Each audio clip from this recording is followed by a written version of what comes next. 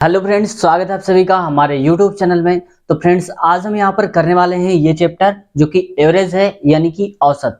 ये हर एक एग्जाम में पूछ लिया जाता है, चाहे बीपीएससी हो, रेलवे हो, बैंक हो, सब में ये क्वेश्चंस पूछे जाते हैं। तो ये एवरेज चैप्टर आज बहुत इंपॉर्टेंट होने वाला है। और अगर इस वीडियो को आप लास्ट तक देख लेते हैं जो हम क्वेश्चंस कराएंगे, तो इससे एवरेज के जो क्वेश्चंस हैं वो काफी हद तक आपके सॉल्व हो जाएंगे। और अगर इसके बाद जो पार्ट 2 है वो देख लेंगे तो आपके सारे डाउट क्लियर हो जाएंगे, किसी भी टाइप का कोई क्वेश्चन अगर आता है तो फ्रेंड्स, एक बार फिर से स्वागत है। आइए शुरुआत करते हैं इस वीडियो की, इस चैप्टर की। और अगर चैनल पर नए हैं तो आपसे रिक्वेस्ट है, चैनल को सब्सक्राइब जरूर कर लें। आइए शुरुआत करते हैं। अब देखो फ्रेंड्स, यहाँ पे लिखा है एवरेज। एवरेज का मतलब होता है कि औसत। औसत कैसे? जैसे मान लो हम कह दें यहाँ पर एक फ्रेंड ए है, दूसरा वाला बी है और तीसरा वाला सी है। ठीक है। अब इसके पास मान लो है 10 रुपए, और इसके पास है यहाँ पर 15 रुपए, और इसके पास है 20 रुपए। ये तीनों अलग अलग फ्रेंड्स हैं। और एवरेज का मतलब ही है कि इन सबके पैसे हमें बराबर करने हैं, यानी कि ना तो ए के पास ज्यादा पैसे हो, ना तो बी के पास, और ना ही सी के पास।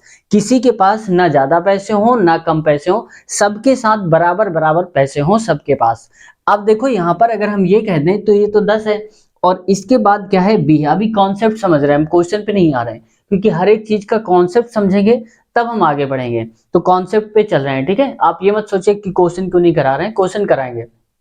अब देखो, इसके पास यहाँ पर 10 रुपए, इसके पास 15 रुपए, तो इसके पास तो ऑलरेडी कम है भाई, 10 है, और इसके पास 15 है, तो इससे 5 ज्यादा है। जबकि इसकी अगर हम बात कर लें तो इसके पास क्या है? 20 रुपए है, इससे भी ज्यादा है। तो एक काम करते हैं, इससे हम कहते हैं कि अपने एक काम कर दो, 5 रुपए हमें दे दो। तो इसके पास कितने बचेंगे? 15 रुपए। अब हम ये कहेंगे कि इसने 5 रुपए दिया तो इसके पास 15 रुपए बचे। अब जो 5 रुपए इससे हमने निकाले इस 20 में से, इस 5 हम दे देते हैं कम वाले को। क्यों दे देते हैं? क्योंकि इसके पास कम थे, तो हमने इसको दे दिया 5 रुपए, तो ये 5 हो गया, तो ये कितना हो गया? 15 रुपए। अब इसके पास हो गए 15 रुपए, और इसके पास तो पहले से 15 थे, ना इसने किसी से लिया ना किसी से दिया। अब ये कह रहा भैया मुझे ना चाहिए और ना मैं दूंगा, तो इसके पास तो 15 ही रहेंगे। अब इसके पास थे 20, 5 तो हमने इसको निकाल के दे दिया इसके, क्योंकि इसके पास ज्यादा थे।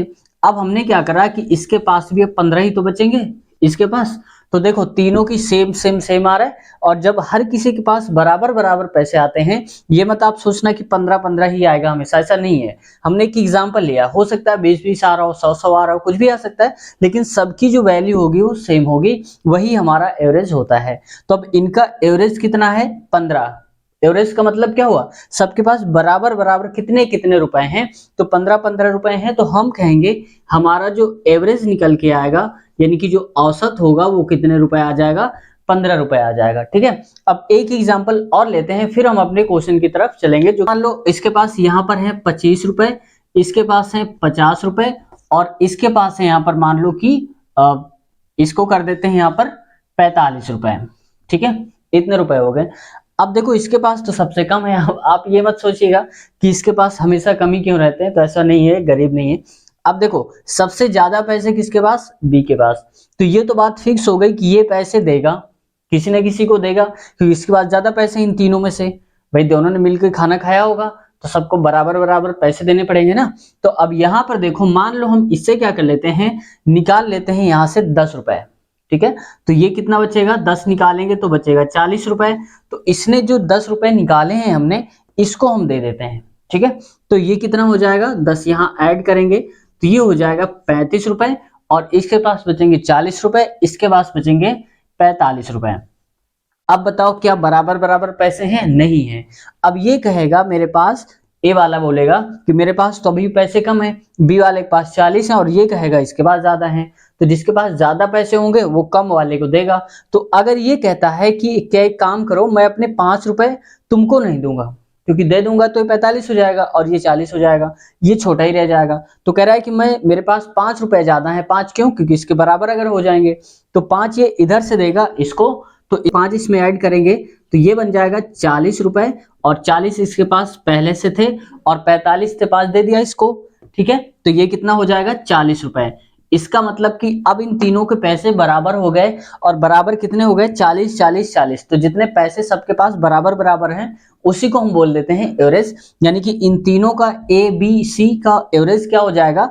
40 हो जाएगा। ठीक है, बराबर बराबर जब पैसे आ जाते हैं तो वही हमारे पास क्या हो जाता है, एवरेज। तो 40 हो जाएगा, देखो 40 40 आ रहा है, तो आंसर हमारा हो जाएगा 40। अब हम समझते हैं क्वेश्चन में कि किस टाइप के क्वेश्चंस पूछे जाते हैं, उन क्वेश्चन को हम यहाँ पर लेने वाले हैं और सॉल्व करने वाले हैं। अब देखो फ्रेंड्स, यहाँ पर हम क्वेश्चन लेते हैं और फिर करते हैं। ये बेसिक क्वेश्चन है, इसके आगे और हम टफ लेवल कराते जाएंगे, क्योंकि हमारा मेन उद्देश्य है कि बेसिक से लेकर के हाई लेवल तक चलना। तो पहले हम बेसिक क्वेश्चन कर रहे हैं, वीडियो छोड़ के मत भागिएगा।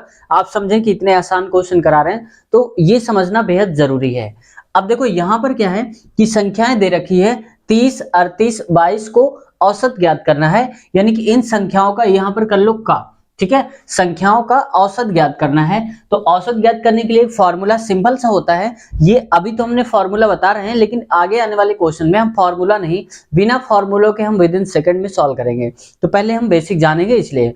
अब देखो औसत क्या होता है कि संख्याएं जितनी है उन सबका योग कर दो, और जितनी संख्याएं दी है, जितने नंबर हैं, उनका क्या कर दो, नीचे लिख दो। अब जैसे देखो यहाँ पर है, इनका हमें औसत निकालना है, तो औसत के लिए क्या करेंगे यहाँ पर, तो देखो औसत के लिए हमें क्या करना है, संख्याओं का योग कर दो।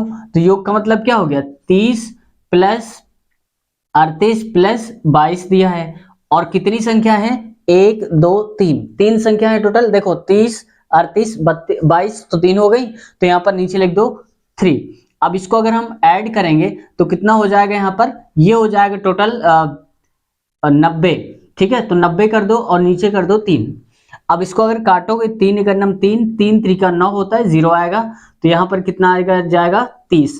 तो यानी कि 30 हमारा हो जाएगा आंसर, यही हमारा एवरेज कहलाएगा जो कि पूछा गया था। नीचे वाले क्वेश्चन में देखते हैं यहाँ पर। अब देखो इसमें कह रहा है कि सभी 100, 310, 205 व 185 का औसत बताना है। तो औसत के लिए यही फॉर्मूला हम लगाएंगे, लेकिन आगे आने वाले क्वेश्चन में हम दूसरे फार्मूले लगाएंगे। बेसिक के लिए हम ये दो क्वेश्चन समझा दे रहे हैं। अब देखो यहाँ पर हमें अगर औसत बताना है, तो यहां पर लिख देता हूं मैं औसत, और देखो पहले लिखा है क्या, 100। अब ये मत सोचिए कि पहले 100 है तो हम 100 ही लिखें, ऐसा कुछ भी नहीं है। सारी संख्याओं को हमें ऐड ही करना है, चाहे आगे लिखो या पीछे रखो, बात वही है। तो यहाँ पर हो जाएगा 100 प्लस आ जाएगा 310 प्लस 205 हो जाएगा, प्लस यहाँ पर लिखेंगे 185, और नीचे यहाँ पर अगर कहेंगे तो कितने नंबर है टोटल, देखो 1 2 3 4, टोटल 4 संख्याएं हैं। 100 एक हो गई, 310 दूसरी संख्या, 205 तीसरी, और 185 चौथी, तो 4 संख्याएं हो गई। तो नीचे लिख दो 4। अगर यहाँ पर 5 संख्याएं होती, 1 2 3 4, एक और होती, तो नीचे 5 लिखते, ठीक है। अगर 3 होती, 1 2 3, तो नीचे 3 लिखते। अब आते हैं आगे। अब इसको अगर हम सॉल्व करेंगे तो यहाँ पर देखो, अगर सिंपल से मैं इसको डायरेक्ट कर लेता हूँ, 200 300 500 हो गया, और 500 एक हो गया, 600 एक हो गया, 700, और ये हो गया 85 10 15, यानी कि 800 हो जाएगा टोटल। आप ऐड कर लेना, चाहे तो आप ऐसे भी कर सकते हैं। तो यहाँ पर मैं इसको आगे सॉल्व कर दे रहा हूँ, ठीक है। हो सकता है नीचे आ रहा हो, ना आ रहा हो। अब यहाँ पर देखो 800 लिख देता हूँ, क्योंकि इनका योग करने पर 800 आया है, और नीचे यहाँ पर हम लिखेंगे 4, तो नीचे आ जाएगा 4, और अगर हम कट करेंगे तो 4 दूनी होता है 8, यानी कि जो एवरेज आएगा, जो हमारा औसत आएगा, वो आ जाएगा 200। यही हमारा राइट आंसर हो जाएगा। अब लेते हैं कुछ डिफरेंट टाइप के क्वेश्चन जो हम सेकंडों में सॉल्व करेंगे, जो कि पेपर में पूछ ही लिए जाते हैं। तो ये आप समझ गए होंगे, स्क्रीनशॉट आप इसका चाहें तो ले सकते हैं, ठीक है। अब अगले क्वेश्चन करते हैं। आज की हमारी पहले ट्रिक क्या रहेगी, ये क्वेश्चन देखिए। अगर कहीं पर ऐसा क्वेश्चन दिया जाए कि लगातार कोई भी संख्या पूछ ली जाए कि इतने से इतने तक की संख्याओं का हमें योग बताना है, तो कैसे बताएंगे, योग सॉरी की औसत बताना है, तो हम कैसे सॉल्व करेंगे। तो देखो जितनी भी संख्याएं दी हो वो लिखो। अगर मान लो 10 संख्याएं हैं, 20 संख्याएं हैं, तो यहाँ पर 20 लिखो, और प्लस 1 करके उसका आधा कर दो आंसर। बहुत बड़ी संख्या है ये, देखो यहाँ पर ध्यान से देखना, क्योंकि ट्रिक बहुत ही आसान है, और इस ट्रिक को अगर आप समझ गए तो क्वेश्चन कर लेंगे। और अगर ऐसे ही कि जोड़ने बैठेंगे आपको बहुत टाइम लगने वाला है, तो इसलिए ट्रिक को ध्यान से देखना है। लगातार संख्याएं कैसे, जैसे एग्जांपल देखो, 1 से 10 तक की संख्याओं का औसत बताना है, तो या तो हम 1 2 3 ऐसे ऐड करें, फिर नीचे डिवाइड करें, तो बहुत टाइम लग जाएगा। हमें क्वेश्चन को बहुत शॉर्ट समय में करना है। तो यहाँ पर क्या करना है, 1 से 10 तक कितनी संख्याएं होंगी, 10 ही संख्याएं होंगी, तो यहाँ पर लिख दो 10। तो हमने लिख दिया, यहाँ पर औसत हमें निकालना है, तो मैं एक औसत लिख देता हूँ यहाँ पर आपको समझाने के लिए। अब देखो कितनी संख्या है, 1 से 10 तक में 10 संख्याएं होंगी भाई, 1 2 3 4 5 6 10 तक काउंट करेंगे तो 10 संख्याएं आएंगी, तो यहाँ पर लिखो 10। और अगर 20 संख्याएं होती तो 20 लिखते। अब ये मत सोचना आप कि 1 से 20 में आ रहा है 20 लिखेंगे, अगर 10 से 15 पूछेगा तो 15 लिखेंगे, ये ऐसा नहीं है। लास्ट की संख्या यानी कि टोटल उनके बीच में संख्याएं कितनी हैं, उनको मिलाकर कितनी संख्याएं हैं, तो 10 संख्याएं हो जाएगी, प्लस एक और ऐड कर दो, आधा कर दो, तो 10 एक होता है 11, और 11/2 करेंगे तो आ जाएगा 5.5 हमारा आंसर हो जाएगा। ठीक है, तो यहां पर हो जाएगा, ये आंसर आएगा। अब लगातार सम संख्याएं दी होंगी तो हम क्या करेंगे, उनका औसत बताएंगे, n+1 होता है स्टार्टिंग से। जैसे मान लो कि कह दे यहां पर 2, 4, 6, 8 और फिर 10, इनका हमें क्या बताना है, औसत ज्ञात करना है। तो हम कैसे इसको सॉल्व करेंगे, तो औसत ज्ञात करना है, इसको मैं 10 कर देता हूं। औसत सॉल्व करना है तो इसका मतलब लगातार ये सम संख्या है 2, 4, 6, 8, 10 ऐसे करके। तो यहां पर क्या करना है हमको, टोटल संख्याएं कितनी हैं, 1, 2, 3, 4, 5, तो यहां पर लिख देता हूं 5, और प्लस में हमें क्या कर देना है, एक ऐड कर देना है, तो 1 हो जाएगा, यानी कि आंसर हमारा क्या आ जाएगा, 6। तो यही हमारा हो जाएगा औसत। इसको अगर हम साधारण विधि से प्रूव करेंगे, अब आप कहेंगे 6 कैसे आ गया, तो n का मतलब ये होता है जितनी संख्याएं लिखी हो, जैसे 1, 2, 3, 4, 5 संख्याएं, तो n का मतलब 5। अगर 8 संख्याएं होती तो n का मतलब 8, तो यहाँ पर 5 + 1 किया 6। साधारण विधि से इसको हम कैसे प्रूव करेंगे, तो यहाँ पर देखो हमने पढ़ा है, अभी बताया था, औसत का मतलब सारी संख्याओं को जोड़ दो। तो हम क्या करेंगे, इसमें हम बता देते हैं औसत। तो औसत के लिए सबसे पहले इनको ऐड कर दो, लिखा है 2, 4, 6, तो मैं लिख देता हूं 2 + 4 + 6 प्लस आ जाएगा यहाँ पर 8, और प्लस में आ जाएगा 10, और बटे में कर देंगे यहाँ पर कितना, टोटल कितनी संख्या है, 1, 2, 3, 4, 5, तो यहाँ पर मैं लिख देता हूँ 5। ठीक है, अब इसको ऐड कर लो, 4 2 होता है 6, और 6 6 होता है 12, और 12 8 होता है 20, 20 10 होता है 30, तो मैं लिख देता हूँ 30 और बटे 5, तो 5 6 का होता है 30। तो देखो इसमें भी आंसर आ रहा था 6 और इसमें भी आ रहा था आंसर 6, यानी कि प्रूफ हो गया। लेकिन एक बात याद रखना है, जब लगातार स्टार्टिंग से दी होंगी सम संख्याएं तो हम इस ट्रिक को लगाते हैं। और अगर मान लो यहाँ पर विषम संख्याओं की बात कर ली जाए, विषम संख्या दी हो तो हम क्या करेंगे, कहीं पर लिखा होता है विषम संख्याओं में से यहाँ पर 1, 3 और इसके बाद 5, 7 और 9। अब आगे तो आएगा नहीं, आगे 11 13 करके ऐसे आएगा। मान लो मैं यहाँ पर कर देता हूँ 11 इनका हमें क्या बताना है, औसत बताना है। तो औसत बताने का मतलब है कि यहाँ पर जो लिखा है वही आंसर, जैसे 1, 2, 3, 4, 5, 6, तो इनका आंसर क्या आ जाएगा, ये आ जाएगा यहाँ पर 6। क्यों, क्योंकि विषम संख्याएं हैं वो भी लगातार, तो जितनी संख्याएं होती हैं वही हमारा औसत हो जाता है। अगर एक बार मैं कंफर्म कर देता हूं, दिखा देता हूं आपको प्रूफ करके, तो सबको ऐड कर लो। देखो 3 1 होता है 4, और 4 5 होता है 9, और 9 7 होता है 16, और 16 9 होता है 25, और 25 11 होता है 36, तो यहाँ पर लिख देंगे 36। और संख्याएं कितनी है, 1 2 3 4 5 6, तो यहाँ पर मैं लिख देता हूँ 6, और 6 6 36, यानी कि आंसर क्या आ गया 6।